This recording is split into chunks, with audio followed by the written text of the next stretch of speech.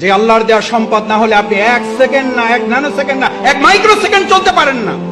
যিনি বলেন আমার আগামী মাস কিভাবে চলবে, আর আপনার 1 সেকেন্ড কিভাবে চলবে আপনি বুঝেন না?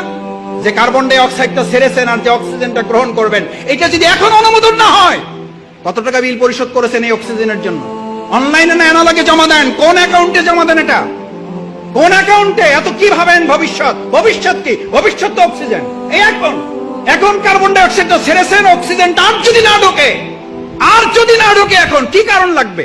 পৃথিবীর সমস্ত ডাক্তার একমত হয়ে গেছে হার্ট অ্যাটাক করে কোনো লোক মারা যায় না, মারা যাওয়ার কারণে হার্ট অ্যাটাক করেছে। স্ট্রোক করে মারা যায় না, মারা যাওয়ার জন্য স্ট্রোক। আল্লাহর কাছে জিব্রাইল আমিন না আজরাইল জান কবজ করার ফেরেশতাকে বললেন, আল্লাহ এমন দায়িত্ব দিয়েছেন লোকেরা তো আমার সেই পরিমাণ গালাগালি করে যে এই লোকটার জন্য আমরা মারা যাইতেছি। আল্লাহ তাআলা বলেন তোমার কোনো অসুবিধা নেই, ব্যবস্থা করে দেবো। লোকেরা তোমার কথা মনেও রাখবে না, তোমার কথা স্মরণও করবে না, তোমার উচ্চারণও করবে না। ওরা বলবে গাড়ির অ্যাক্সিডেন্ট করে মারা গেছে, গাড়িরই গালাগালি করবে। ওরা হসপিটালকে গালাগালি করবে, ওরা ডাক্তারকে গালাগালি করবে, ওরা সংগঠনের মিছিলকে গালাগালি করবে। আল্লাহ আমাদের মাফ করুন।